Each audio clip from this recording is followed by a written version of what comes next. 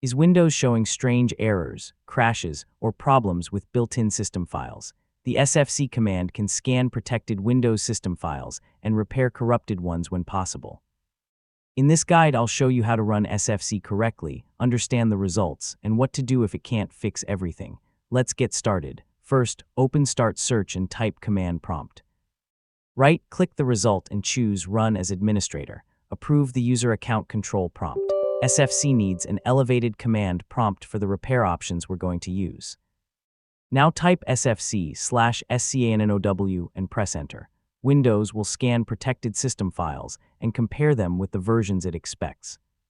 The scan can take some time, so don't close the window while it's running. Just let it reach 100%. When the scan finishes, read the final message. If Windows Resource Protection did not find any integrity violations, your protected system files are not showing corruption according to this scan. That's good news, although it doesn't rule out every possible Windows problem.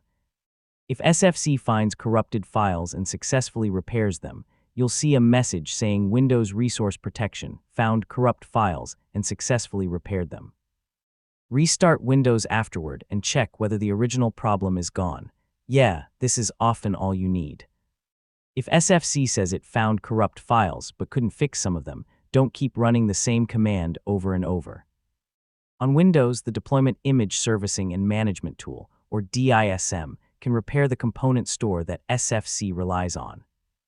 A common command is DISM/online/cleanupimage/restorehealth. After DISM finishes, run SFC/SCANNOW again. One important point: SFC is designed to repair protected Windows system files. It isn't a general file recovery tool, and it won't repair every application or personal file. Also, don't interrupt an active scan unless you have a good reason. Let the process complete whenever possible, and that's how to use SFC in Command Prompt.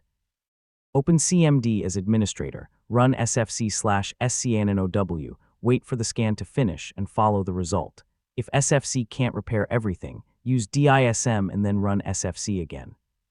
So when Windows starts acting strange, this is a useful built-in troubleshooting step to know.